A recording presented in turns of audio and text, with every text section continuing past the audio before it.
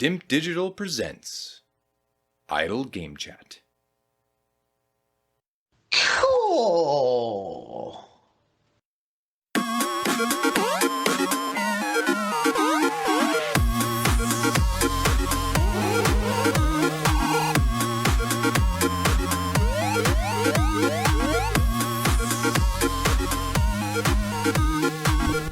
So Logan, it's not often I sit there and cackle to myself over some of the strategies that we make for this amateur hour podcast, but this past week we had quite a big one with the announcement of Red Dead Redemption returning to modern-ish platforms, which we'll get into. But we could have sat there weeks ago speculating on the rumours, speculating on the age rating that was handed out and saying, oh, what are they going to do? Are they going to remake it? I can't wait for it to come to PS5 and Xbox Series X. The PC version is going to be great. We could have been sitting there building up all of our expectations to be something that's not panned out in reality because, and this is why I don't talk about it, because you don't know. I don't want to be sitting there making my own reality up without knowing what it could be, because that leads to disappointment, doesn't it? That is people's favourite pastime. As they say, expectation is the thief of joy, something like that. There's some version of that where you start building a hype train. A hype train, yeah, and it comes crashing off the tracks and it's a real tragedy, even literally and obviously in this little metaphor we're doing. But Red Dead Redemption is officially coming to Nintendo Switch and PlayStation 4. If you're waiting for me to go on for the other platforms, no, that's where it ends. That's the headline, basically. We've got a new trailer that revealed it's coming 17th of August. It's going to cost $39.99, so 40 UK pounds if you want to dive in early on. It's going to be packaged with the highly acclaimed, I would say, and enjoyable DLC pack Undead Nightmare. So it's base game plus that Undead Nightmare add-on. Originally, this game was released in May of 2010 on PS3 and Xbox 360. No PC version was ever released, and nor has it been announced. So, lots of noise on this, lots of disappointment. But what are your initial thoughts upon hearing this? Because it felt like this could have been a sort of a dream remaster stroke remake jobby. And what they've come out with is something that I don't think anyone expected when that dropped. Was kind of waiting for the next stage of here it comes on Series X and PS5. It's unusual, isn't it? Like, you don't often see, because there was obviously something in the works. I think that's why everyone got excited and stuff. It's just weird that 13 years later they've gone, there you go, Switch, and then the random PS4 chucked in there. Like, it's because, it's just weird. It's such a strange thing to do. I mean, I don't know whether they've not bothered because you've got that backward compatibility business on the Xbox. That's what they're citing. They're citing that it's available on Series X through the Xbox backwards compatibility thingy. So if you want to play it on Xbox, you either have it from the old days potentially, or you can still buy it in the store. And it's £32 for the bundle, or not for the bundle. I think you just buy them separately, but it's a little £8 sort of cheaper way of doing it if you were going to go that way. But nonetheless, I wonder what it must look like. Crap now.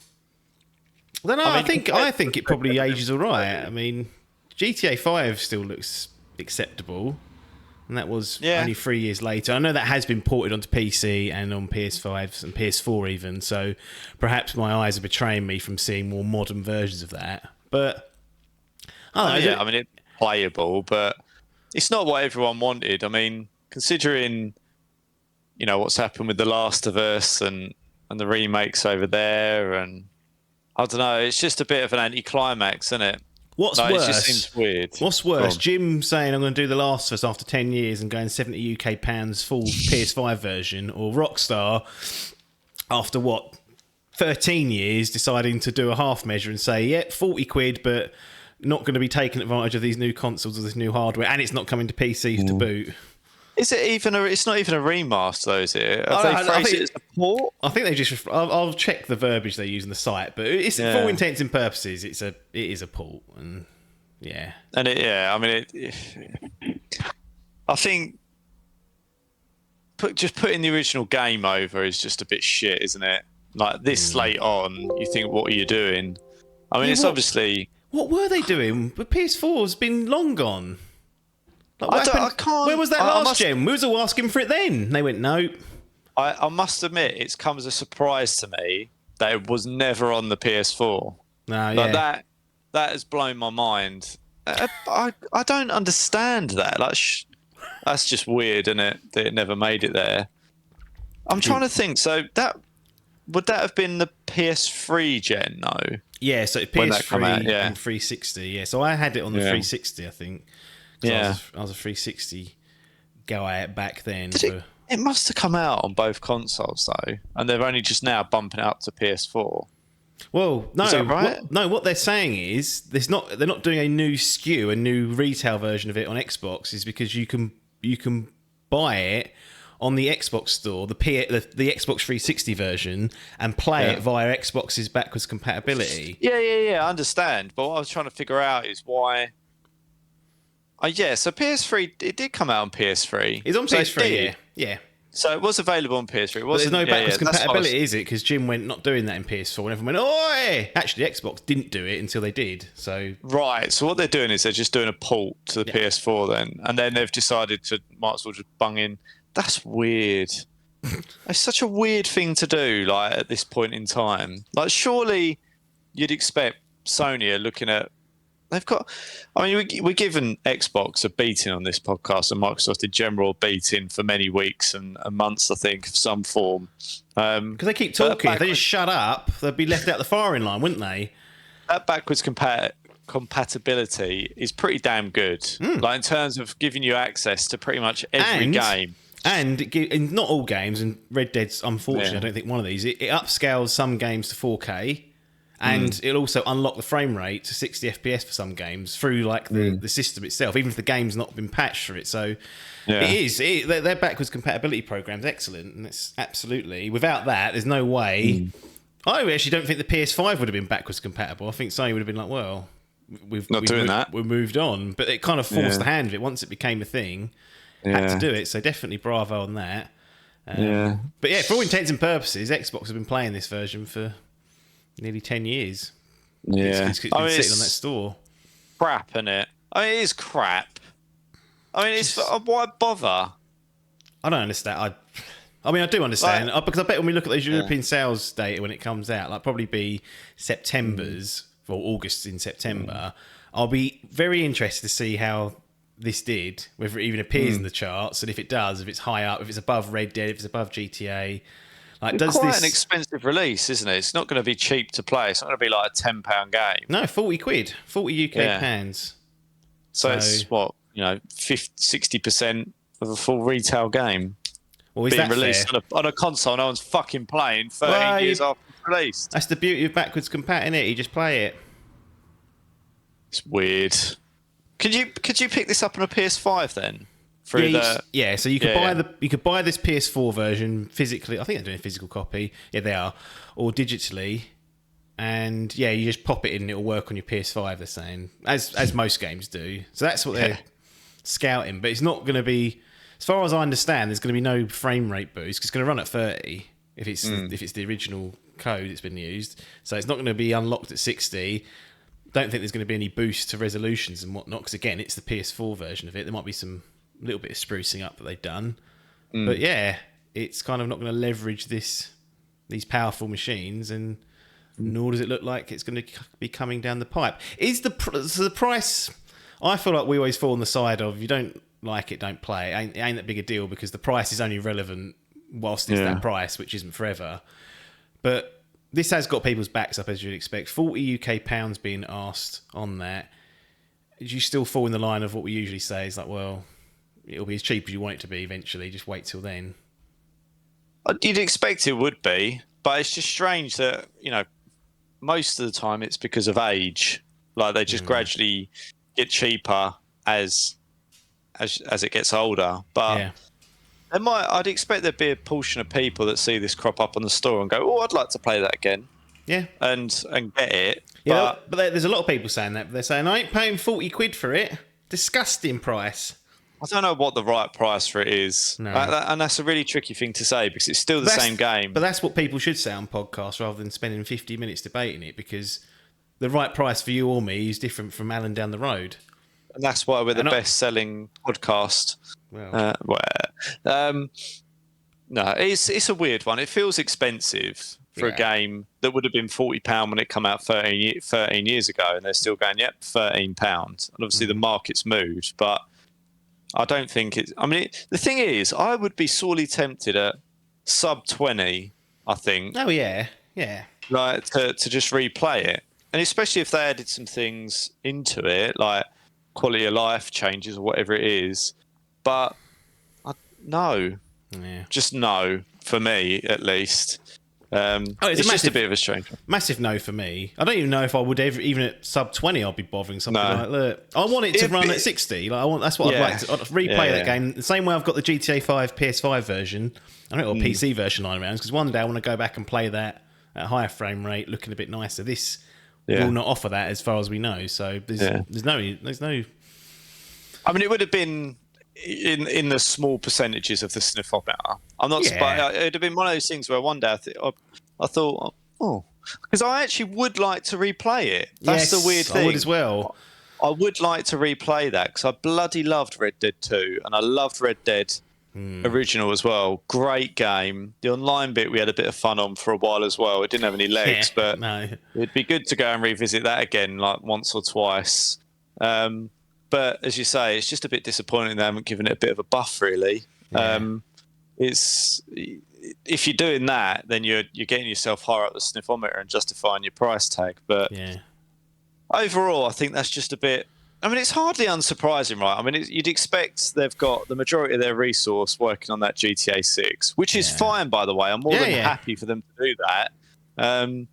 But it just feels a bit shit, just chucking out this what ultimately is a port. I mean, the thing that concerns me about Rockstar's previous games, as we get further and further away from them, is we've got this, which is, a slapdash effort at it to get it on current gen consoles and not do much else with it. Fine, but then we've only got to look back to the GTA trilogy that launched in a diabolical state. Year 18 months ago, and I think didn't they get someone else to do that though? Yeah, they did. Grove Street, and they used a load of AI to do.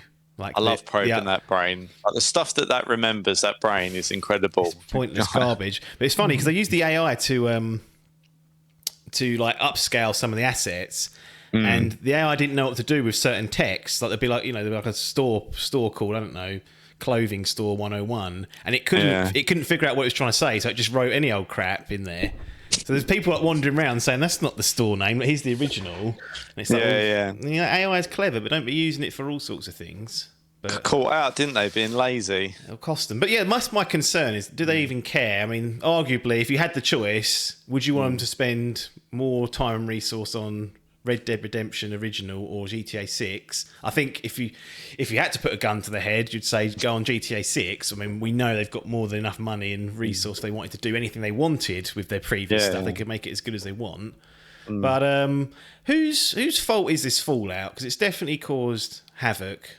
Is it Rockstar for just being so seemingly tone deaf, expecting people to lap this up, or is it the people that stir themselves up, going, "Oh, it might be I'll tell you what we might get, Chris. We might get a remake of Red Dead Redemption 1 with Red Dead Redemption 2 packaged in on the PS5 and Xbox Series X. That'll be remastered, and it'll be a 1-2 package. It'll be the ultimate way to experience Red Dead." And then when this come out, it obviously made the absolute sort of blow of the announcement even worse. Is it people getting carried away on what was essentially a rumour in a Korean's rating board saying Red Dead Redemption is coming? Yeah, I mean... They only got themselves to blame. Yeah, essentially. Well, that's definitely Rockstar the let case. off the hook. Well, I think it's a weird one. You can't expect them to do what you want. That's what I always go back to. These corporations, you can't sit there expecting them to bow down to your exact request, because I've tried it for many years, and many years sat there pissed off at what's come out or what's happened. It's a real tricky I think when one. you look at it, you go, no one was probably expecting them to just port it to the Switch and the PS4, right? So it has to be taken into that context. But yeah, I think they've not, to my eyes, they haven't said anything alluding to what they're going to do. Like, they haven't reneged on a promise or anything like that, as far as I can see. They've it's just not been what everyone hoped for. It was supposed to be a secret. Really... It was supposed to be a surprise, and this is what the surprise I mean, it's a was. surprise. Well, But, in many ways, it is. Perhaps not the surprise people wanted, but fine. Like, it's a weird one. I can't think of any worse way to play it, perhaps only on mobile, than playing Red Dead Redemption on a Switch. It's got to be absolute trash.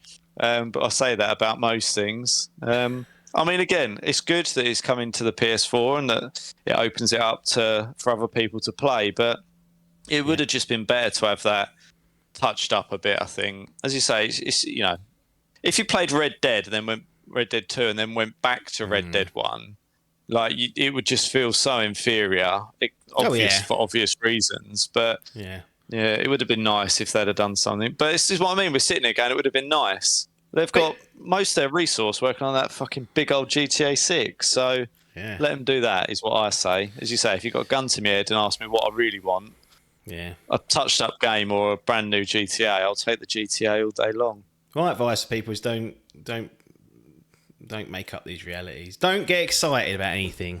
Seriously, don't get excited about your football team's new signing because they might flop. Seen that. This is what I'm telling you about Starfield. Well, I'm not excited. You don't want to hear it. I'm just saying it's very important, and Occam's razor suggests that Phil and co know how important it is, so they won't just blow it. But I feel that's like a fucking wing and a prayer, that is. I feel like I've used Occam's razor with Phil and their quality of games in the past and been severely burnt. So actually, maybe that's not the logical way it goes. So I'm just saying, I'm not negative. Well, the good thing is, if that flops, I've got Baldur's Gate 3 to fall back on, and then we've got Cyberpunk coming out, the DLC, then Spider-Man. I mean, they're all unknowns, but there's plenty to play. But it's not a dearth of options, but I'm just using that as an example where it's easy to get caught up and in expectations. Not necessarily just from you. I know everyone wants games to be good, I'm not excited for it, but I am... bitten me. Well, no, I kind of am, but I'm not like sitting there counting down the days. I don't book time off work for it or anything like that. But I am. My expectation is, if you said, look, do a prediction on the score, it would be high 80s to 90s. That's what I would say. But that could be well wrong because we've been there plenty of times before. Yeah. Oh, I know. I get stung. But anyway, Rockstar managed to disappoint, which you wouldn't expect, but maybe you should expect it from them at the end of the day. That's what people do. They've had a bit of a mixed... I wouldn't say a mixed track record. They don't care. They'll shut everyone up when GTA 6 comes out. They know that as well. And it's 10 years bought, and they can go, feet up. Watch that fucking money roll in. Thank you. Ridiculous. There's no other like developer or publisher that can just sit there and just literally rake in the dough off one game for 10 years. Is there? Crazy. It's mad how that, like, every time you do that. That's one of the early live service games. Yeah. Really? I don't know if maybe never live service deserved that. There. Well, yeah, GTA 4, I suppose, was... That had the online elements, but it didn't have any buying or... Yeah. They updated that, though, I'm sure. So they sort of started tinkering with it in GTA 4, but what they did with GTA 5 is like bloody ridiculous. Well, I'm playing F1 23 at the moment, and that's even got its own slate of live service offerings, which I'll get into when I've played it. I've played more than enough of it, to be fair. I'm just going to tinker with a few more modes, and then we'll sit down and I'll give you an opinion on that. But that certainly was a bit of an eye-opener. It shouldn't have been an eye-opener because EA took over and bought Codemasters and published it, so it feels very EA. Whether it's a bad or a good thing, we'll find out in due course. Anyway, this is Idle Game Chat, Dimp Digital's flagship video game podcast. Patreon.com/Dimp Digital is the place to go to put hand in pocket and support us, and you'll be joining the community. That's all I've got to say. Logan's here. Fantasy Gaming League Grand Prix winner is the full title. Well, you've only got yourself to blame for introducing that, as far as I'm concerned. It's a tricky mouthful. Before, it was like the Fantasy Gaming League individual champion. Some shit name. Didn't have any sort of prestige to it. It was annoying because I remember I got these trophies made, and that got etched into it. And then literally a week later, I thought of a new idea, and I was like, well, got to just keep those and have a new engraving done for this new set of trophies. I think I bought a new trophy. Did you have them re-engraved? No, I just bought a new trophy. I bought a bigger one and thought that'll make up for it. That'll feel like a grand prize. Well, yeah, because I haven't. Is that the one that I've got at the minute? You've got the Grand Prix, yeah. I have I? Yeah, and the other one's a title belt, isn't it? It's a wrestling belt. The actual Everyone's championship. seen that on the podcast. I don't know if you're watching, you may not have seen it, but Logan has got it. It's a good old boy. It's I mean, when you beastie. consider I've got a long head as well, Yeah. and that spans 2/3 of it. But yeah, there it It's is. of good quality, I thought. Got holes I in it, mean- though, so you can't put champagne and drink out of it. It'll fall out the No, sides. I mean, I don't know what I was expecting. It feels disingenuous to say it's better than I thought it would be. But I don't know whether the size is a good thing or not. I mean, fortunately, I've got a shelf to bung it on. It looks weird without that up there now. It's going to be weird giving that back. Well, you don't there get a you choice go. to keep that, unfortunately, but Nope. you may well be replacing it with a championship belt. But speaking of that, we've got the score. Yes. Well, we've got some sort of score for Baldur's Gate 3. Whether this stays and sticks or not, I don't know. But it's on a 95 on Metacritic. So Adkins in the Fantasy Gaming League laughing. Parky also laughing. That's supercharged his run to try and take a dash at your high scores that you've been setting. You've only got 2 games left, but yeah, 95 at the moment. That slots it in nicely to where I said it would go, second in the overall for 2023, which I expect it to kind of hold on to. Might go down to a 94, might even breach up to a 96. I don't know, but there ain't enough real reviews in to say that's going to be the score outright, because there's still people playing through it. Although we do have a couple, so I thought I'd read some. 96 out of 100. Alberto Lorette from Hobby Concilialis, or whatever it's called, the one that we like to. This is a Spanish one. Baldur's Gate 3 is an outstanding role-playing game, both playable and technical, still with areas to be polished via patch. One that, in addition, is called to become one of the references of the genre by taking some ideas, such as the election system and its reactive world, to a level that others do not even dream of. Well, that's up to him. But he's Fucking verbiage. well, Word it's second soup. language, isn't it? It's been translated, so it could be their translator. Oh god, another Spanish one. IGN Spain. Why are they doing it so quick? They just got feet up. They're asleep all day, aren't they? It's too hot. Siesta. Yes. How long's that for? Global boiling. They're getting boiled. Well, The it weren't siesta? boiling in the UK, was it? It ain't out of summer. No. Temperatures are Well, climbing. I'm just telling you It's what hot- they've been saying. It's hot today, to be fair. It's back on it. It so is. that's gonna Yeah, steal us Maui's for in it. trouble as well, I've seen. Oh dear. So there might be some truth in the matter. Anyway, what we saying? Siesta, when is it? How long for? When it's hot. Don't know. Hour or two, I reckon. And they just put feet up for the rest of the afternoon anyway. Well, you could argue they've got feet up all the time over there. Every time I've gone there. Let's Google it. When is the siesta in Spain? We don't need to cover the important stuff on this. See what Alberto's. Apparently, between 2 and 5 p.m. So, I mean, what are they doing? Well, is that the window? They take between 2 and 5 p.m. off. What are they saying? There is no fixed time for a siesta in mate. Spain. However, in many regions, the siesta is typically between 2 and 5. It can also start at 1 and last until 6. I mean, So, is that better? I don't know. I do get hot in the day, so maybe like this time I'm like done getting boiled in the afternoons and into the evenings. Like my Yeah, house I just mean- gets hotter and hotter, and then at 6 o'clock in the evening, it's just that's the end of it. It's at boiling point. yeah, it doesn't get cooler. It just stays warm then. Apparently, you're supposed to keep your windows closed. And Yes. it feels counterintuitive, but there you go. No, I've So, started to close in it. La España. Yes, Guillermo Propin. Sorry, Guillermo. Anyway, 10 out of 10. Guillermo. With Baldur's Gate 3, Larian Studios redefines the meaning of open world and creates a masterpiece that elevates the classic RPG to a new level that will take years to surpass. So basically, the long and short of it, everyone's loving this game. And our cameras are switched. I don't know what's happened there, but It says you've gone with an unstable internet connection. well, that's interesting for the audience at home. If they're watching, they've seen us switch places. I'll have to take a look at that at some point. But whilst it's being recorded live, I'm not going to bother. What if I quickly just turn my camera off and on Oh, again? no. Here we go. No, blown it. Oh, really? Yeah, sort it out. We'll sort it out later. It's fine. It's not the end of the world. Anyway, everyone's loving Baldur's Gate 3. It's the second biggest Steam launch of the year. Behind, what do you think the top Steam launches of the year? If you had to guess. I'll give you a clue, but it'll probably give away the game. Counter-Strike 2? No, you've played it. Oh, Ragnarok, God of War. Nope. Warzone 2? Nope. Really? For this past year, Takes Two. Steam launch. Steam launch? So it's launched this year.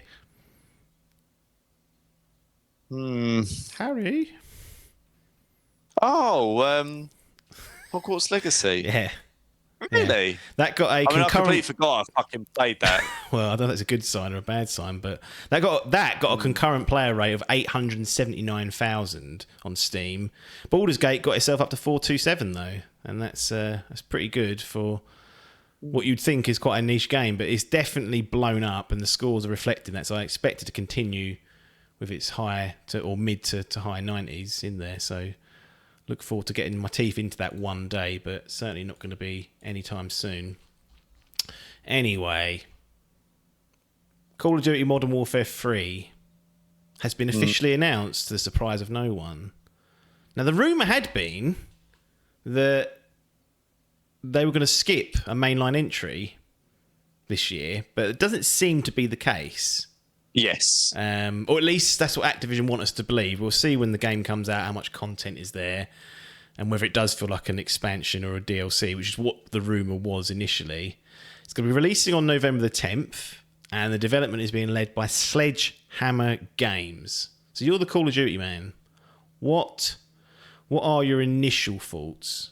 Because we don't actually have a lot to go on. But I guess we could start with Sledgehammer. I mean, their last outing was Call of Duty Vanguard in 2021, and Vanguard wasn't well received.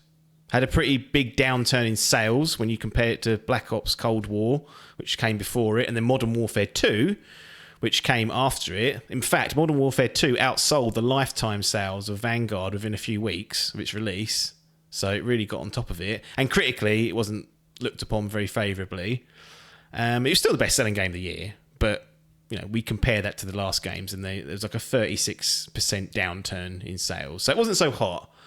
And I guess my question is to you, are we staring down the barrel of another shitter, or will Sledgehammer be redeemed or be given a chance to redeem themselves because they're not tied by this World War II setting that Vanguard had, and they're being given what I would consider one of the crown jewel brands in terms of modern warfare? That is definitely one of the big one, if not the biggest one.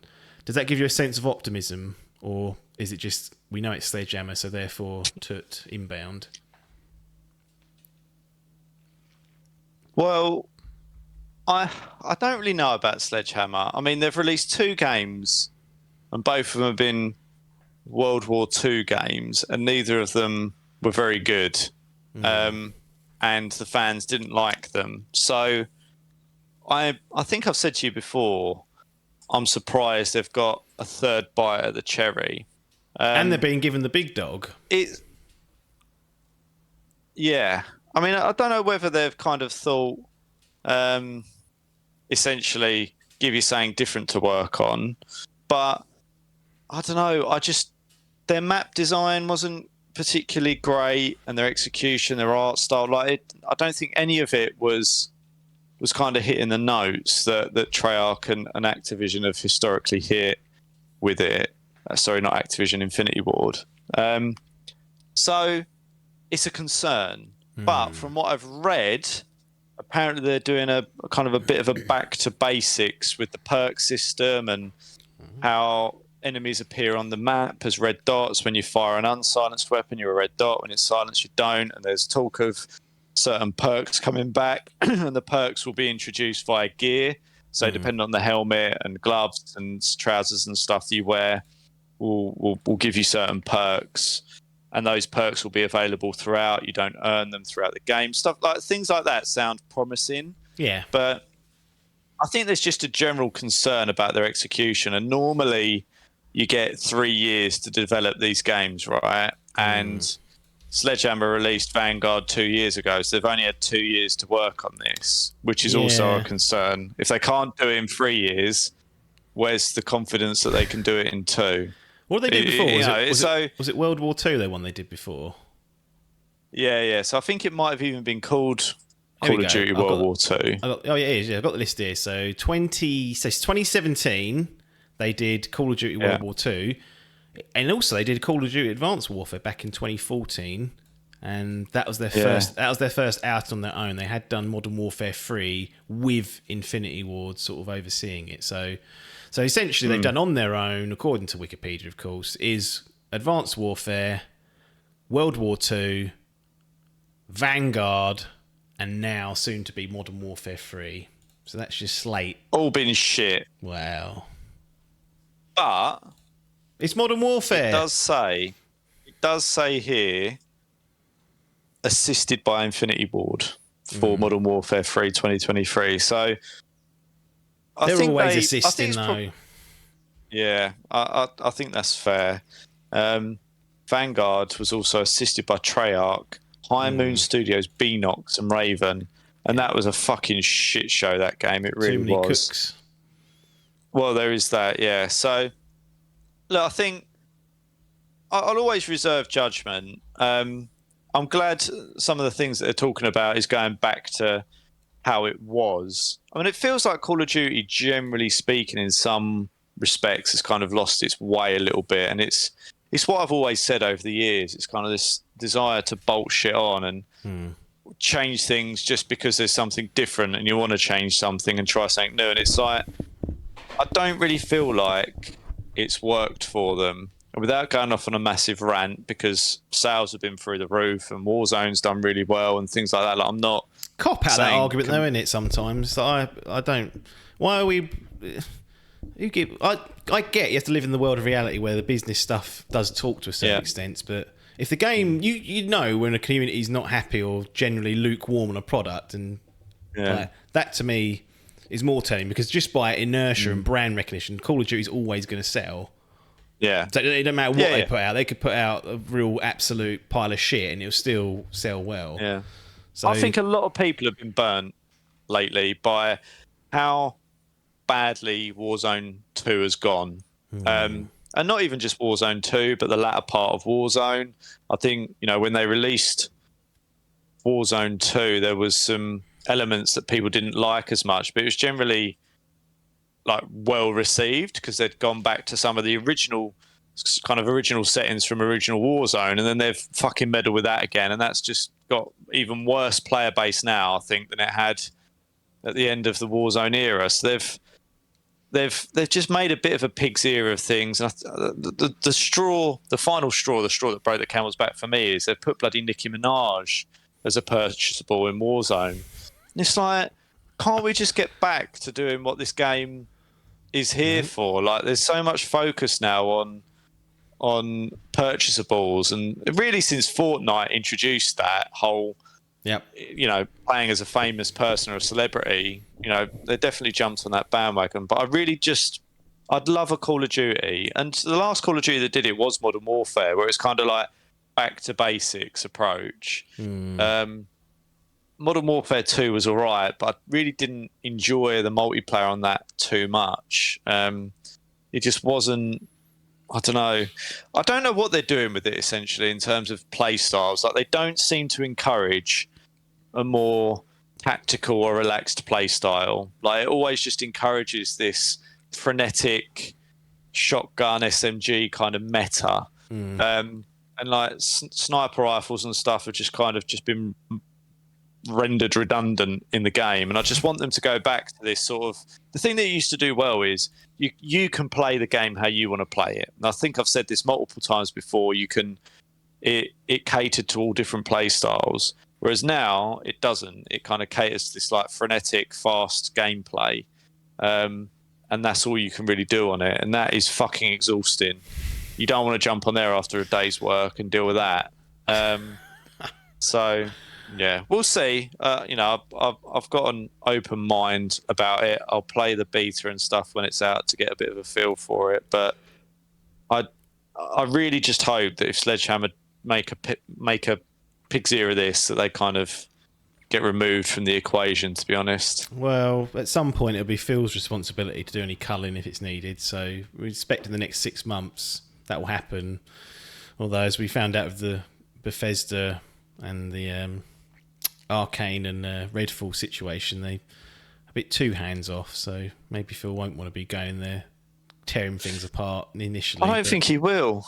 I don't think they will either. Yeah. I think people expected them to just unearth all this old IP and remake and reimagine all this stuff. They're mad because that thing is so big. That whole ABK, Activision Blizzard and King, leave it to run itself and it'll be fine. It's done well. Yeah. Like it might need to, I'm sure they'll be accountable to Microsoft, and they might, over the long term, look to get their fingers in it a little bit. But arguably, you've bought a successful company, and you don't want to go in there and go, everything you're doing here, we're going to rejig it, because you go, well, we're just going to probably fuck it up. Yeah, you can't go into that Call of Duty factory, which has about 10 studios supporting in different aspects, and there's a cycle of every year we get one out, every 3 years for each developer. Like there's a process, there's a cadence, there's a protocol there. You can't go in there and start going, oh, we'll pull High Moon Studio out the support and get them to do something else. Like, it's not going to.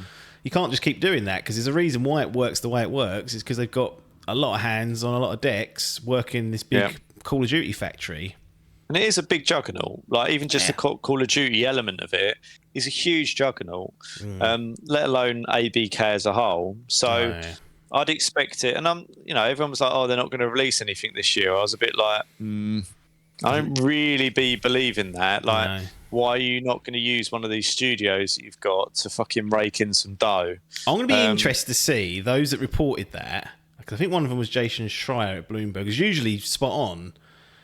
Whether when the game comes out, and if it's a little bit light on content somewhere, they will try and change the narrative and be like, well, it was an expansion, they've just sold you it for a full game. Do you know what I'm saying? They'll try and cover their asses and say, look, that was they're having you on with that. But it always felt on the cards, especially after release of, how well Modern Warfare did and Modern Warfare 2. You kind of thought the next logical step is Modern Warfare 3. But when you actually look at the cadence, that's what I wanted to ask you. Yeah, this is the first time they've ever done back-to-back brands, if you will. Like they've not got, since Modern Warfare, Call of Duty 4, Modern Warfare, they've always had a different entry the next year. But they're going Modern Warfare 2 and they're going to go Modern Warfare 3 back-to-back years, which is something they've not done before. It seems strange. Well, I don't know whether it's desperate or whether it is linked to it being initially something smaller and then mine's getting changed at the last second. But I don't know what that says to you, because that is a cadence they've always stuck to, is have something new each year. This is not. This will be a back-to-back brand. Yeah. Well, I think I don't want to say something factually incorrect, so I'll get the police on me. But I'm pretty sure it used to just be Infinity Ward. Well, it was Infinity Ward. Then Treyarch come along for World at War. Yeah. And then there's this kind of like 2-year development cycle that they went through. Yep. And then along came Sledgehammer. That's it. And made it this 3-year cycle. But I think going back to the reason why, I think the introduction, so they had Modern Warfare, they had Warzone. And then when Black Ops Cold War was released, they kind of just jammed Black Ops into Warzone. I think it's to do with the Warzone meta and cycle. Yes. So I think it's because tricky. My main annoyance of that is when you turn that Warzone on, it says you're playing Modern Warfare 2. It annoys me. But I think it was really difficult for them to integrate Black Ops, Cold War, and Vanguard into that Modern Warfare, and just all the different guns with the different developers and how that interacts with 3 different games ultimately was a real pain in the arse for them. And I think that what they've done is they've gone, right, we could really do without that, because that didn't really work, because they had Verdansk in the original Modern Warfare, and they basically binned that off to account for Vanguard, and that's when they introduced the new map that come from Vanguard. And I think the whole thing was just tricky for them to try and maintain. So I think what they've done is they've gone, right, we've got Warzone. Yeah, it's based on Modern Warfare. We can't be fucking around and going back to different, like, we can't have different era guns in it, because it just makes it all a mess. So what we'll do is we'll design something that can integrate and have a roadmap for both Modern Warfare and Warzone as itself. Yeah, I'd never thought of it that way. That's a good point, because like you said, the integration is that Warzone integration is now key. And to be honest, they had no idea how good or big Warzone was going to be when they first did it, and they'd already had plans for Black Ops, Cold War. They'd already been developed, like, right? This is kicking off. What can we do here? And one of the reasons that they did Warzone 2 was to kind of undo some legacy issues that they had and give them a better platform to build off of going forward. So this falls in line with that. I guess my question is, and it's an impossible one to answer, is what happens in 2024? Because sure, we can't be treated to a Modern Warfare 4. They'll have to pull something out of the bag and change it up a little bit. Yeah, I mean, I wonder whether they'll just look to how they can bring it all together. You know, do they want to keep jumping around?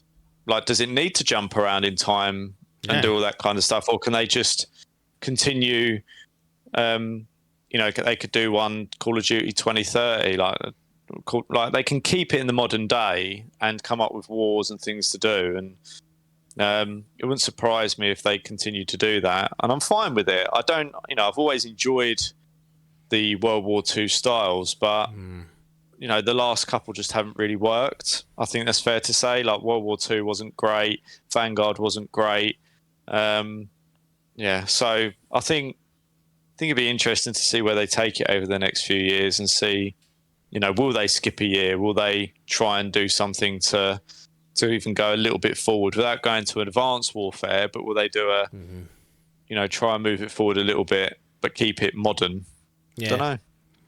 Interesting. I think the success, of Warzone does not restrict them necessarily, but it kind of gives them.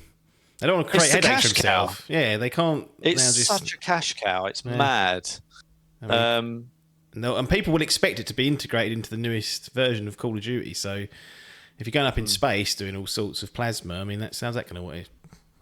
I don't think it'll ever go there. No. I mean, I'm trying to think if they did at some point.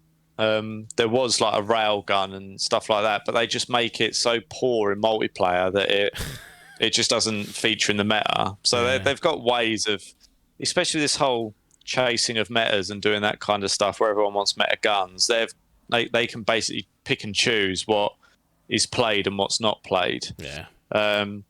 But yeah, I don't know. It's interesting. I actually thought that they might not release this year whilst they take stock of everything with that Microsoft deal. I wonder whether because that's been delayed, maybe ABK have gone, get this fucking game out. Potentially, but you'd have thought that I mean, these things take so long that it's not something they just decided in spring and went, all right, let's pull our fingers out and do this. Maybe when the game ships, you'll look at it and go, that is poor for what output's really bad. Maybe it could be something like that, but you'd expect that they were planning to do something. But yeah. I don't know, because it doesn't feel like they should have been, because Sledgehammer shouldn't have been drafted in until next year. No. So what are Treyarch up to then? Because they're the ones that are missing, aren't they? What have they been up to? Exactly. What have they been up to? They did Black Ops Cold War. If anything, I was expecting a Black Ops game this year. Yeah. That's gone. No. So maybe that'll get a 4-year cadence. That'll be the best one yet. Yeah. Well, everyone really likes Black Ops. Treyarch are more popular amongst the community than Infinity Ward are. Yeah, well, Infinity Ward had their heyday, didn't they, back in the day with Call of Duty 4, Modern Warfare, and World at War was always sort of... I liked World at War, but definitely people were like, it's World War 2, blah, blah, blah. Then as the leadership of Infinity Ward left and ended up going at Respawn, when they did Titanfall, you saw that Treyarch were able to kind of take that mental. But yeah, and a lot of people prefer their map design and things. Like, it's just preference over how their games play, and they've got slightly different engine that they use and stuff. So it is interesting to see, but I am surprised that Sledgehammer got another shot at it. I mean, they're very lucky boys as far as I'm concerned. Well, boys and girls. Oh dear. Right, that'll do. Call of Duty Modern Warfare 2 3. I'm sure that if and when you get access to some sort of beta, we'll return with some impressions on that. But as usual, we'll close out the episode with some impressions, and it's going to be Persona 5 Royal Edition. Royale! Which is what I spent the vast majority of this year playing, so it's timely to get that bastard out. So that'll be sitting with you for the next 40 minutes or so. I actually think we go completely off-piste in that for several minutes, talking about DLC and what was included and what wasn't. I remember we get the end of it thinking, I'm not sure we spoke too much about the game, but We did. Did we? But I think we spent a lot of time covering value and various other things and the differences and stuff like that. So, yeah, I don't think we went too well. It's not unsurprising that we'd go off piste, but No. I think generally we kept to the topic at hand. But Right. whether it helps people make a decision around Well, whether it's for them or not, I don't know. I doubt that. And that's not what it's designed to do. It's designed for them to listen to the ramblings of madmen. Anyway, Persona 5 Royal is coming. That will close out this edition of Idle Game Chat. So we'll see you on the other side.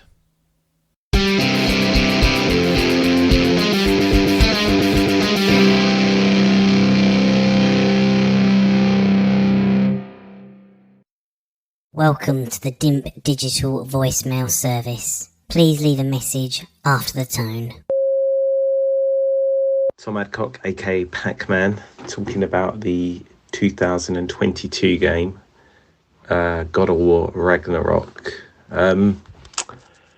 Thoughts on this game? So I'm not massive or as keen as others tend to be on this game series. I enjoyed the first one, but didn't love it. And to be honest, it's probably a similar situation with this one. The things I didn't like, I can't remember if they're the same actually, but I wasn't very keen on the puzzling on this game. All those stupid doors with reflecting light and confusing water puzzles that just frustrated me. I mean, to be honest, is that the only thing I didn't like? I mean, it was quite repetitive, I found, as in there were more enemy types than the first game, but still not hundreds, not as many as I wanted to see, the upgrade that I wanted. And I'm not mad keen on the setting, if I'm honest, as in I much prefer Greek mythology rather than Norse. So popping along to Elgenheim or wherever just doesn't really interest me particularly. Positives, combat is very good again. Characters are really good. So obviously Kratos and his son, very good.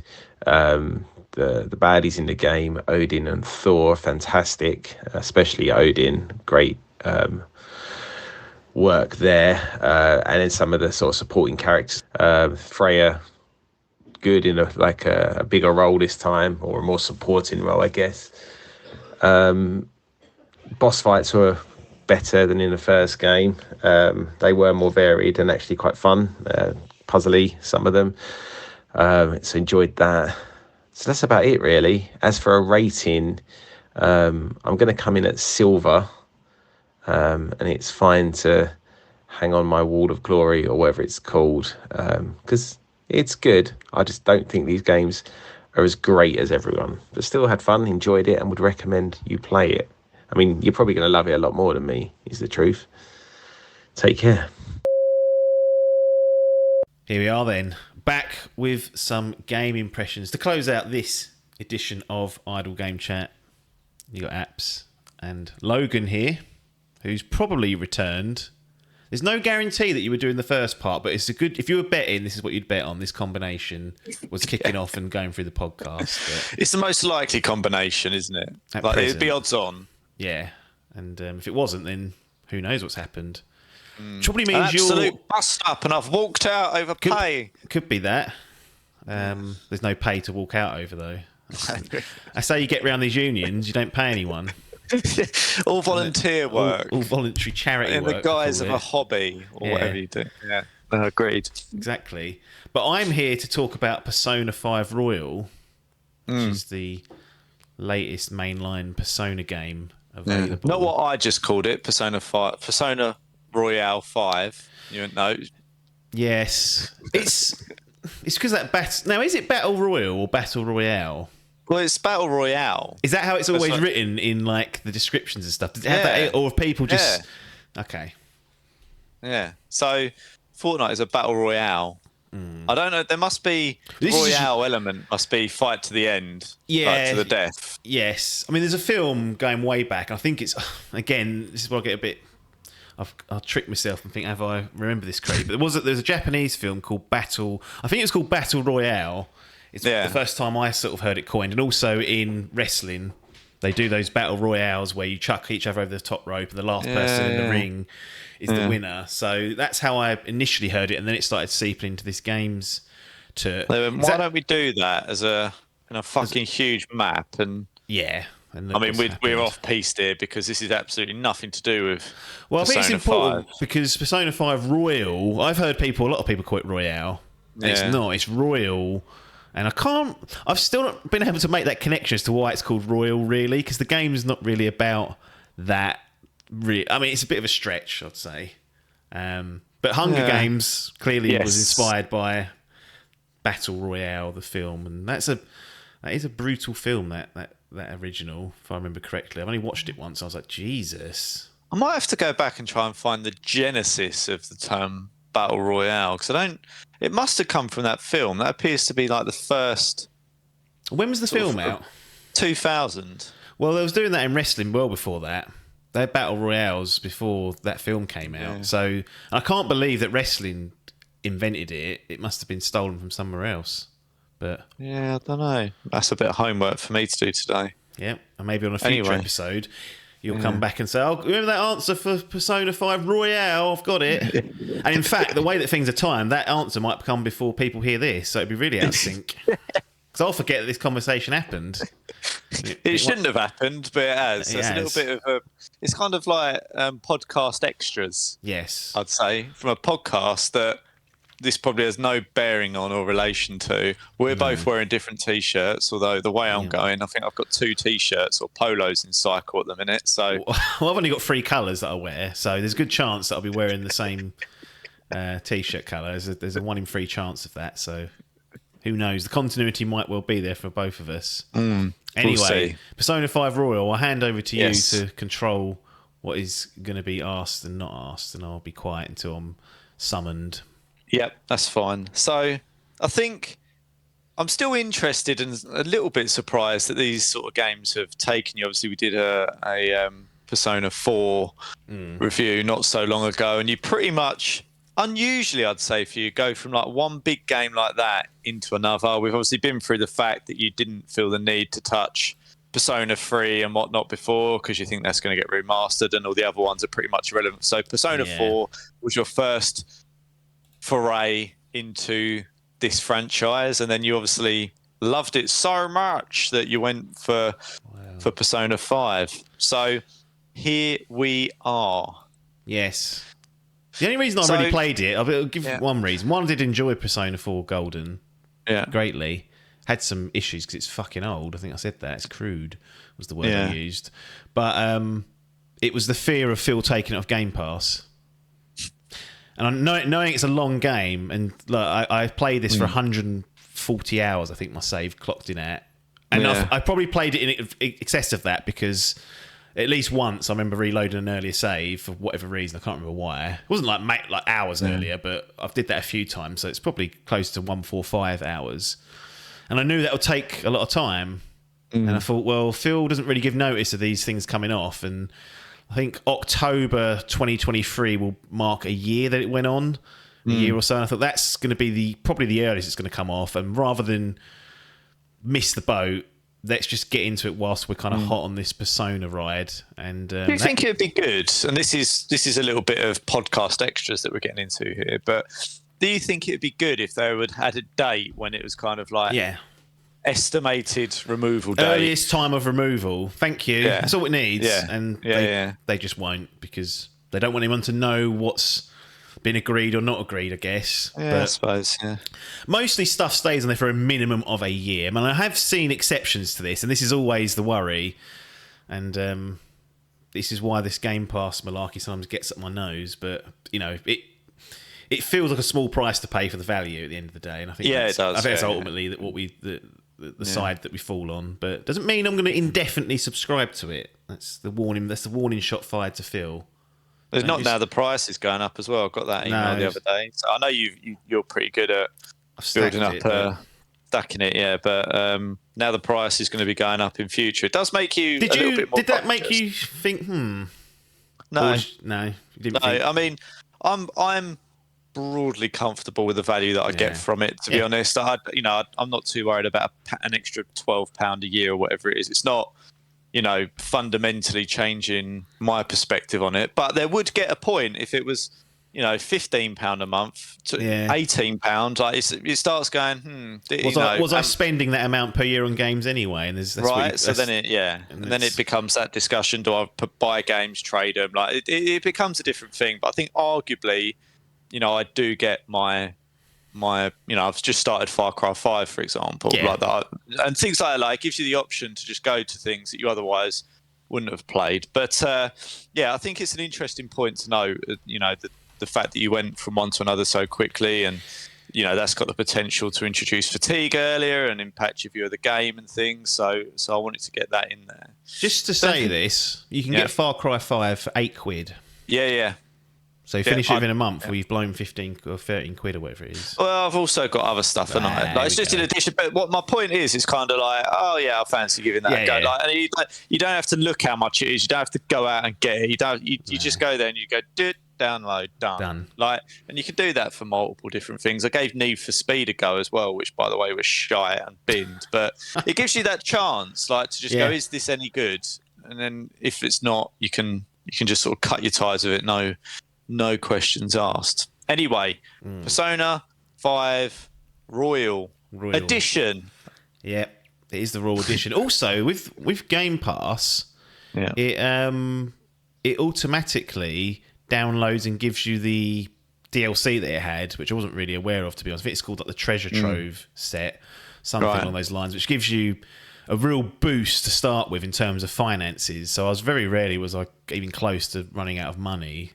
That's interesting. It's usually something you have to be a little bit mindful of. Not too much, because you can sell all your old equipment and stuff and regain money. It's not the end of the world, but it definitely gave me a boost. And it also gives you access to unique personas that you can't find in the world that are from previous games.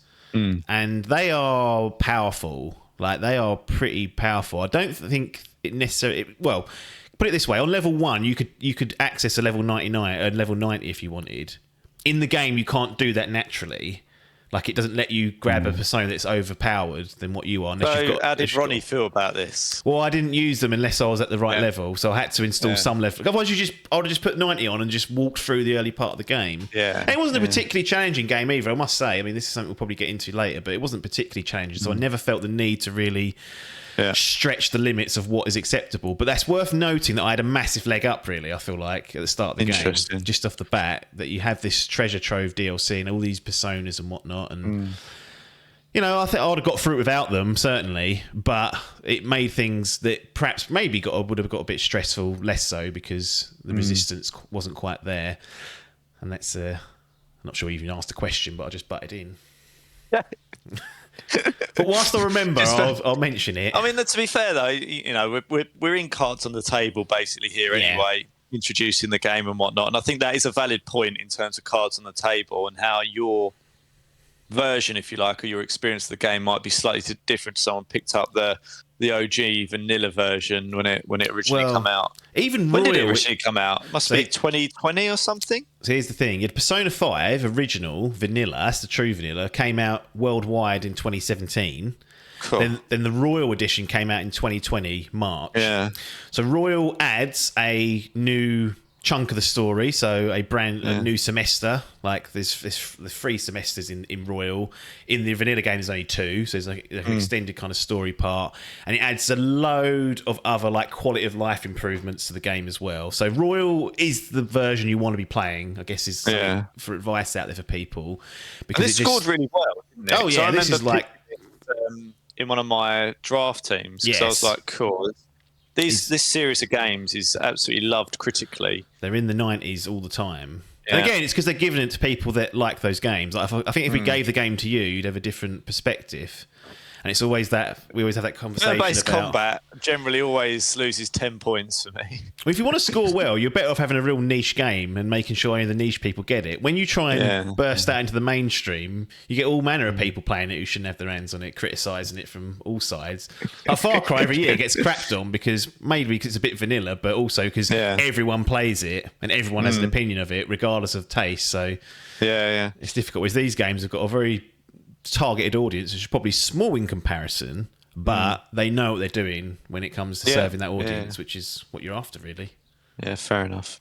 Yeah, I think in terms of cards on the table, we've basically covered everything. We haven't been explicit, but you played this on your Series X. Yep, correct. Played it on that. Game Pass. I was tempted to try it on PC, but I didn't. It has that Play Anywhere option where you can transfer saves and just play it on there, but I thought, you know what, there's no need here. So Series X ran like butter, as I said. I think I said this in Persona 4 Gold. The last game you need running like butter, really. It's not going to make much of a difference, but it's a nice presentational uplift, I guess, and you'd rather have it than not have it at the end of the day. And this was the Royal Edition with the Treasure Trove DLC installed and bolted on, so it was the full package, if you will. Can you play it without that too? Or is it kind of like, because it comes with it, it's there? I think, so if you bought it at the shop, I don't think you necessarily get it. I think this is a Game Pass kind of perk they've added, that you get the DLC along with it. Okay. I could be wrong about that, though.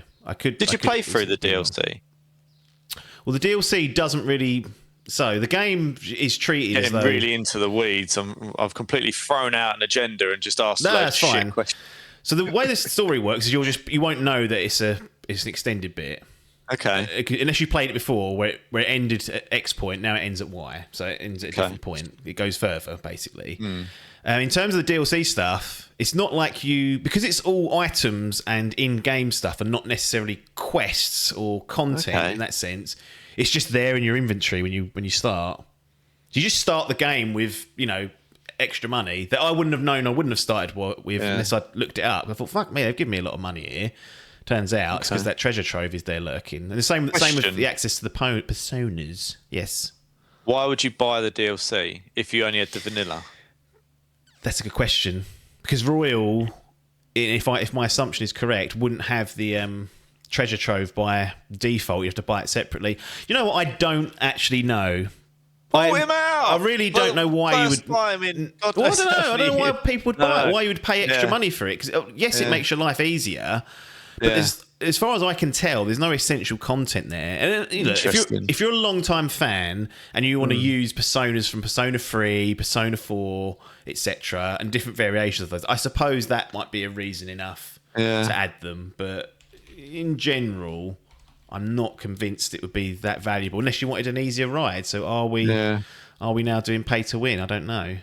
Interesting. No, I just thought I'd probe on that a little bit because it sounded. I was like, well, what DLC normally includes like an extra storyline or some additional content and whatnot. And by the sounds of it, it does a little bit, but not an awful lot. And it's basically, as you say, just like money and consumables. Like, feels a bit of an odd way. It's more of an add-on than a DLC. That might be squabbling over small change, but I may well have got it wrong. It may be that the original game had this treasure trove access and Royal bundles it all in. So don't, because this is the thing with Game Pass. I don't know because I just downloaded it and it was all there, but it could well be. Because I'm sure there's like an ultimate edition of this that was lurking for Royal. And it comes there is. So there's an ultimate edition. I'm just looking at this PlayStation store because Xbox is like, well, you got Game Pass, don't worry. I'm like, well, I need to see the facts, Phil. So I need to go elsewhere to find it.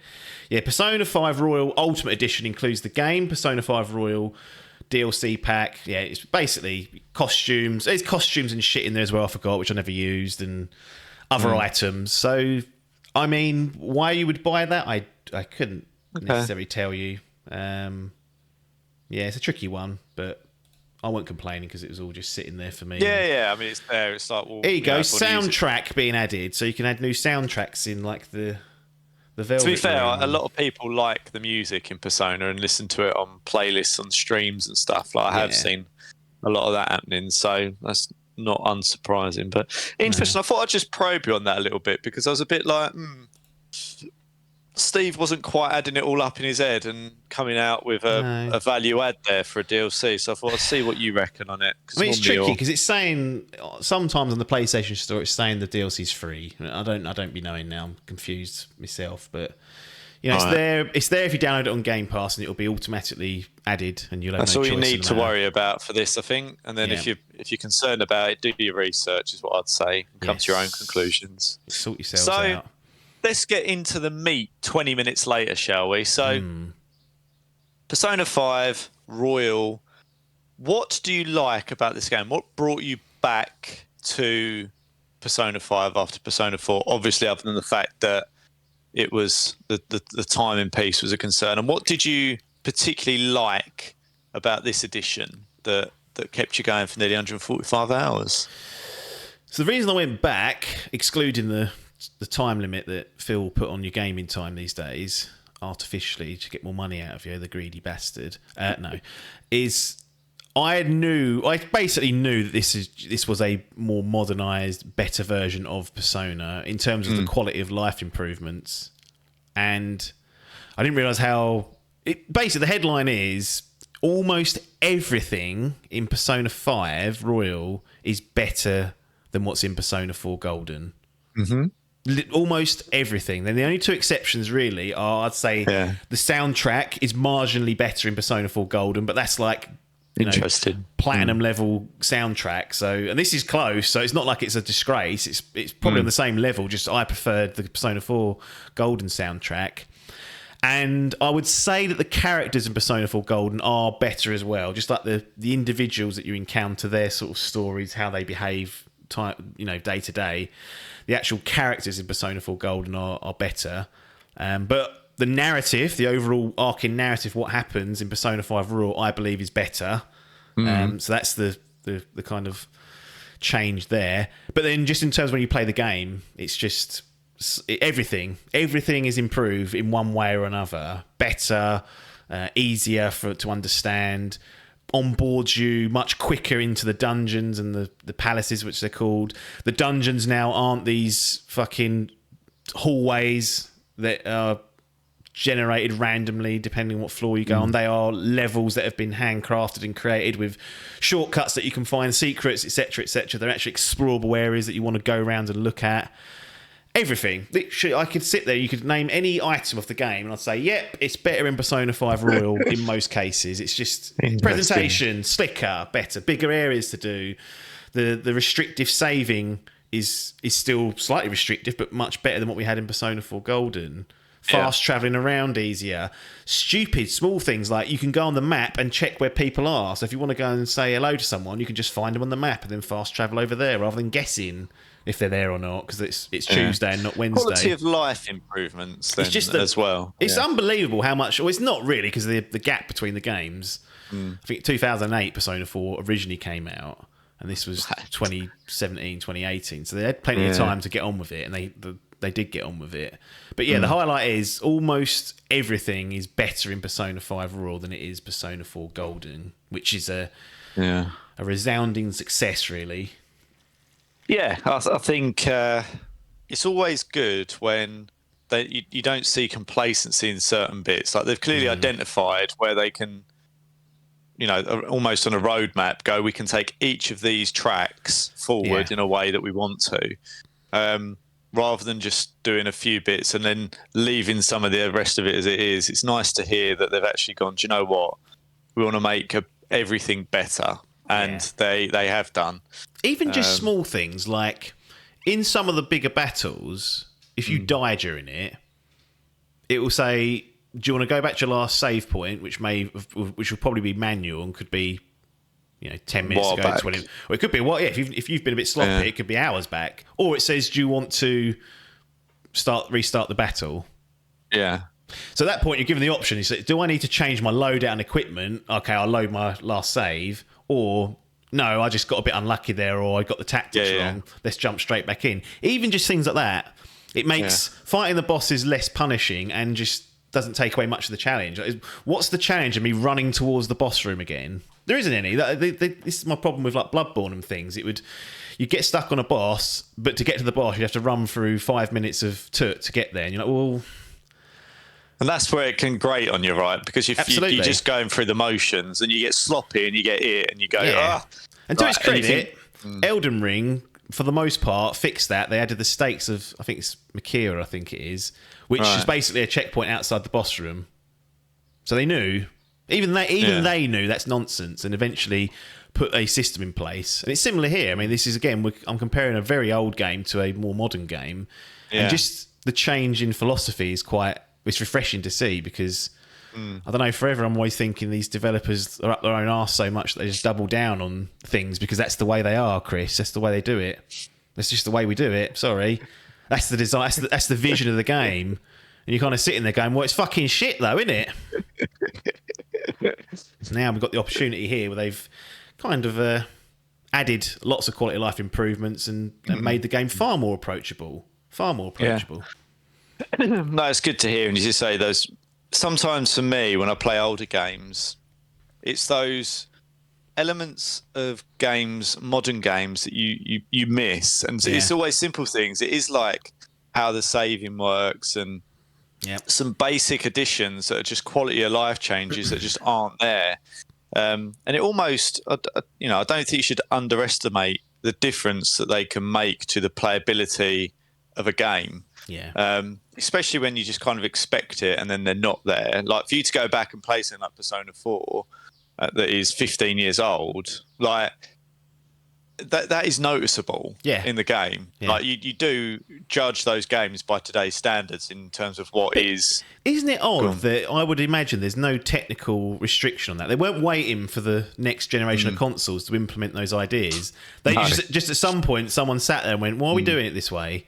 Like it's just an idea thing. Like but it's one of the problems with like retro gaming is like saving. I think people forget this. Like saving, even on the PlayStation, was like a horrendous experience. There was no real concept of auto save. Like it would checkpoint at certain points in the game, but largely if you fucked it up and hadn't saved, like you could lose so much, and it just makes you just go, what we do, and you have to put it down for a bit because you think, I can't do all that again. Like it breaks your soul. That's why that Nintendo Switch Online, you can play like SNES and NES games and older shit on there.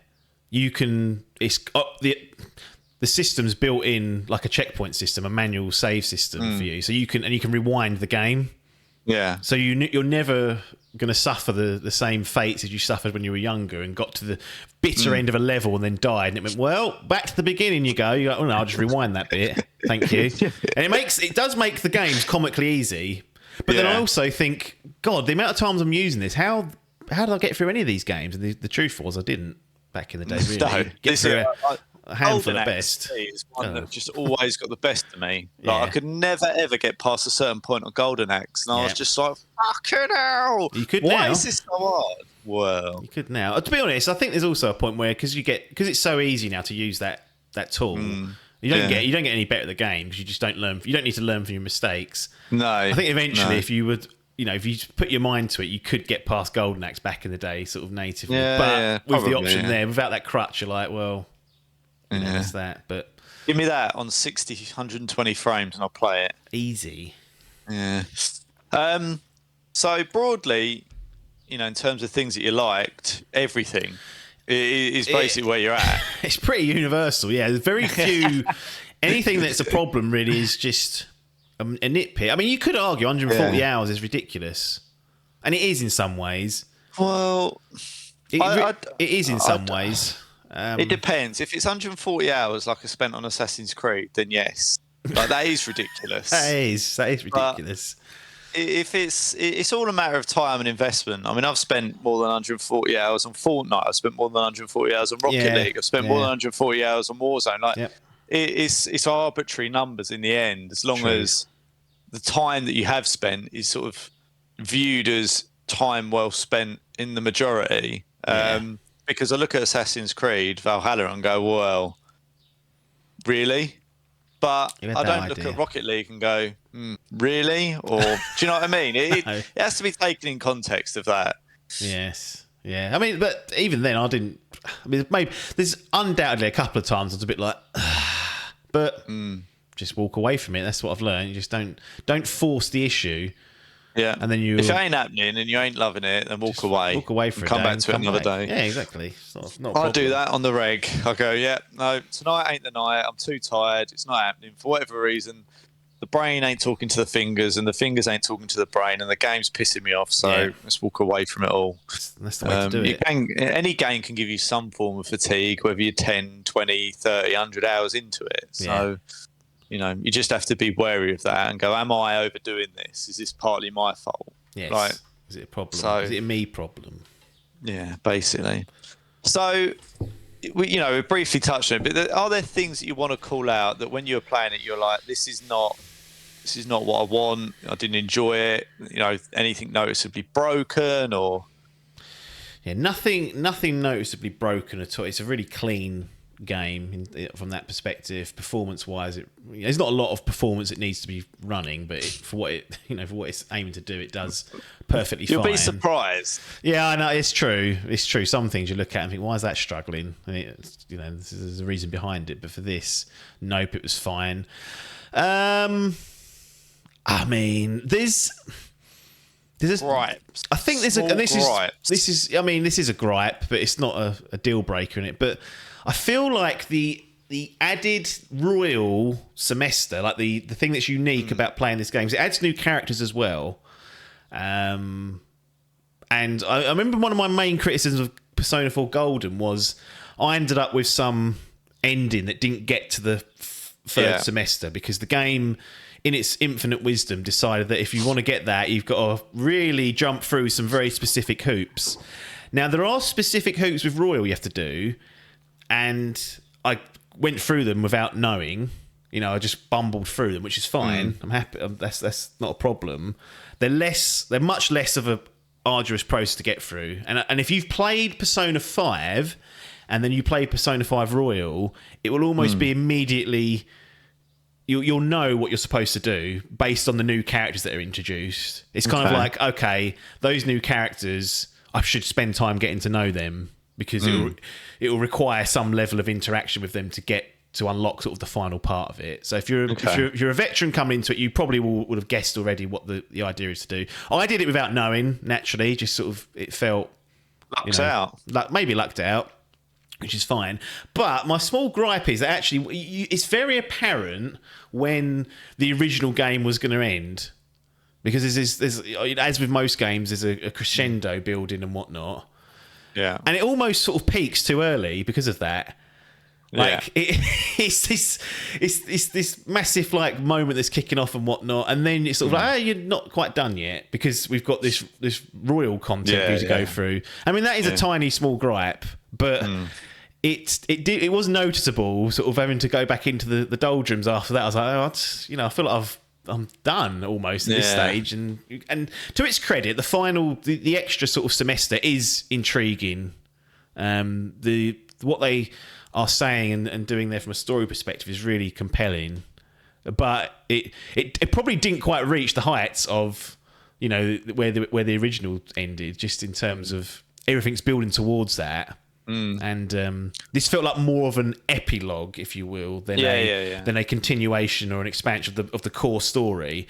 And that's how I describe it. And that is a small gripe because it was still good content. It's just that pacing wise, I was noticeably like, whoa, that was something, to then sort of be going back into the mundane things of going to school. So how do we deal with that?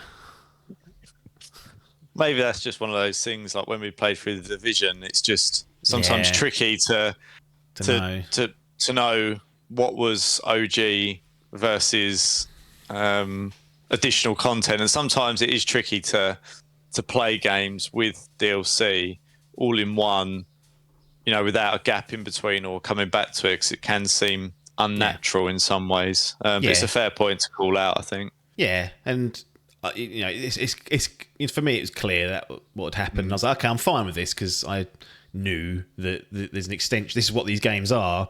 There's no point in having the Raw edition if they're not going to add, story for people to go and get their teeth into. It's just that it felt it felt a little bit strange to go through that phase. It was clearly, not going to say it's an afterthought, but it didn't make the original cut. So to a certain extent, it's added content, was. and it feels like it. But it is compelling. It is good. It's not throwaway turd. It's not, you know, other epilogues that I've played. You think, fuck me, what's the point in this? It's like that fucking Lord of the Rings. People say the end of that goes downhill because it just gets boring. What, the film? Well, I can't remember. I've seen them, but you know. Yeah, as far as I remember, there's this big thing about the rings, and it's like we're going to spend 40 minutes doing wrap up, and people are like, yeah, well, I mean that's a fair point. It just ties it. Yeah, I mean, I know what you're trying to say. You kind of think it feels like it should almost, to a certain extent, end. I always wondered. Imagine if the story Lord of the Rings just ended, where it just falls in, and you see the ring in the like just falling down, and they're just black screens because it ends the Earth or whatever. You go. What's happened? Well, you're there? like, did the ring melt? What happened? I'm not going to say. Imagine how pissed off the crowd would be. I'm not going to say like what Inception. it is, but there's a TV show that does that. People that have seen it will know. It's unbelievable. It's really unbelievable. People fucking love it as well. They try and make excuses for it, and I'm like, I don't like it when they.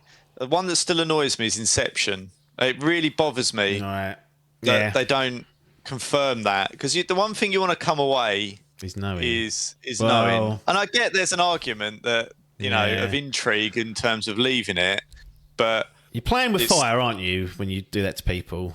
Because you're asking the audience to pull things out of their arse if they're not paying attention, and asking them to do other things. But yeah, this is not that though. This is a good, you know, way to close it out, if albeit that you'd kind of your energy might be depleted from the previous kind of obvious closing of the original sort of arc, but nonetheless good overall.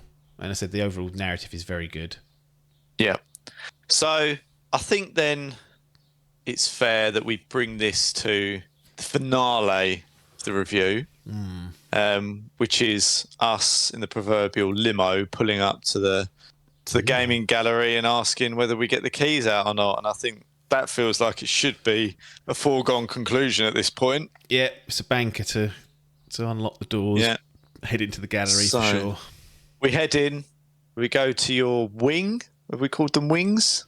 Is that still a thing? Can't remember. Personal exhibition? Yeah. Yeah, go down there, see what's in there. Lots of good games. Mine's on the top floor. It ain't downstairs.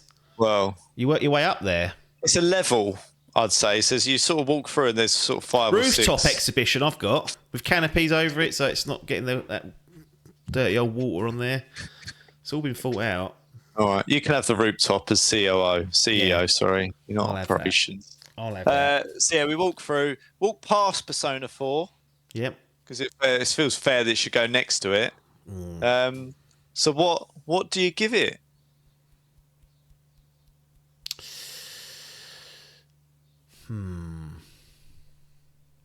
I'm going to engrave the. Yeah, go on. I don't want to make a mistake, do I? Because once he starts, you can't undo it. Once it's locked in, you cannot back out. I'm going to give Persona 5 Royal a platinum. Cool. I thought you might, but I thought he's going to err on the side of. I definitely swayed between gold and platinum, and then I thought, you know what? I enjoyed it so much that really the gripes I had are small potatoes. They are really minor potatoes. It like everything else is just so much better, and I think having that baseline of Persona 4 Golden probably exaggerates my enjoyment somewhat, because I had to go through the difficult times of Persona 4 Golden, so I've got that real world experience of going through it and time invested. Had I come into it fresh, I may not have been as impressed, but it was a worthwhile process to go through, just seeing the improvement from one game to another and seeing what can be done with a true sequel when it's given time and they've really put their minds to it. Like it really is. I assume you gave 4 a gold. No, I didn't. I gave it a bronze.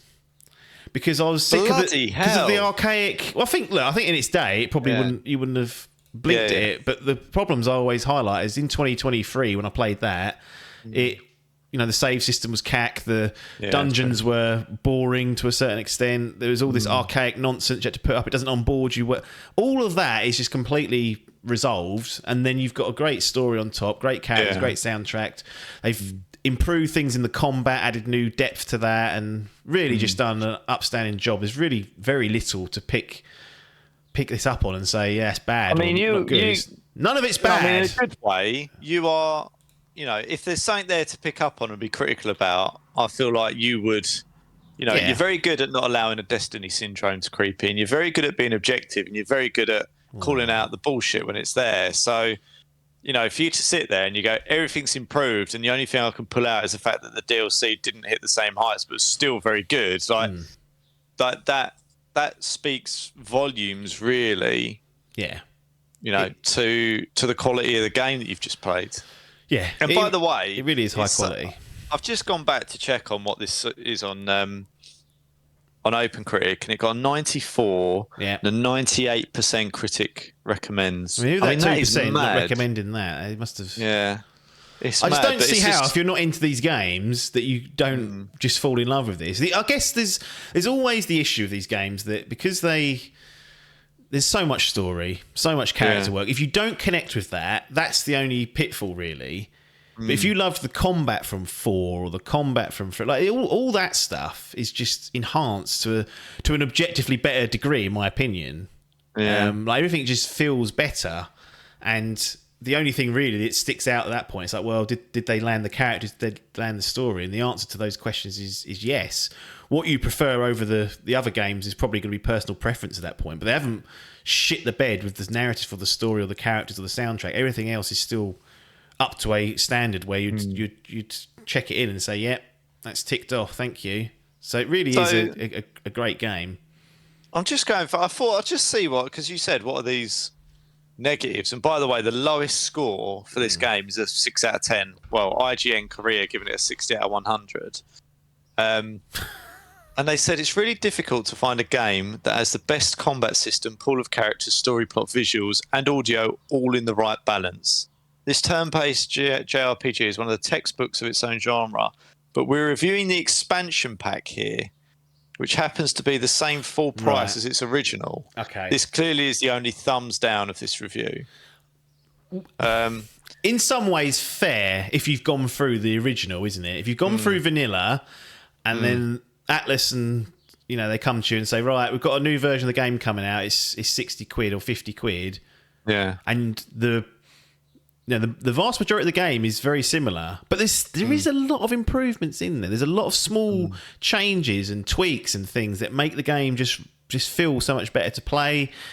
And again, there's no Stephen Malone, right, from GBA Temp, top critic apparently. Wow. 7 out of 10. Everything Persona 5 Royale adds is a boon to the experience, but unfortunately it's not enough to fix the deeply embedded issues at the heart of the original game. So you didn't like the original. Again, it's fair cop. Yeah. But he's still giving it a 7 out of 10. Yeah, this is what I mean. Like, even if you don't like it, they're still I really don't know if you play something for 140 hours, whether there's even a world where something is a 7 out of 10. Like, it's surely either the best, close to one of the great things, or just not worth the time. Like, where's this middle ground? It's interesting, isn't it? Yeah.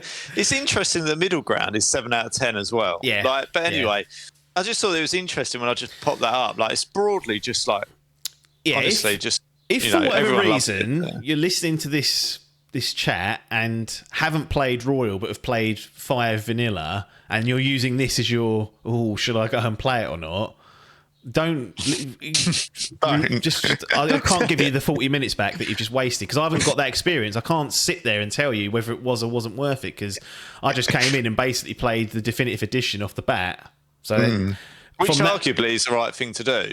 Ideally, you're not gonna do it the other way around, are you? No, not nowadays. I mean, the trouble is, a lot of these reviewers were playing the original because it was out earlier. Yeah. Did it, and then there was like, we've got a new version coming, and I can see where it might fall short there, particularly from a full price perspective. But then, Logan, it goes back to what we keep saying about these prices, because it's a temporary debuff, isn't it, on the game? Because it'll get cheaper, and it's got so cheap, in fact, this is now rolled into a subscription service. Yeah. So at that point, the whole value thing is just completely irrelevant. It's time well spent. Yeah. So, which is something that we've discussed multiple times. I mean, exactly. I think, look, broadly, I'm not saying that your score's any way wrong. I think it is well within the consensus that this is a brilliant game. Yeah.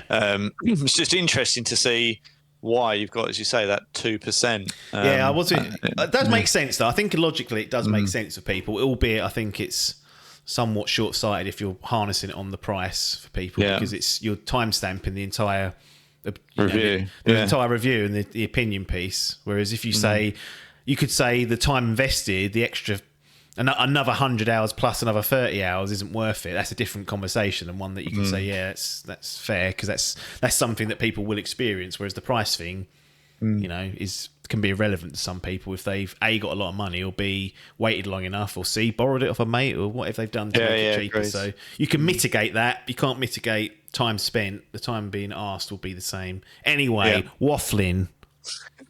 Any other questions for me? No. Lock it in. Lock it in. Platinum for Persona 5 Royal. And that will be that. We'll be back on the next edition of Idle Game Chat. Nothing more for us to say other than thanks for your time and ta-da.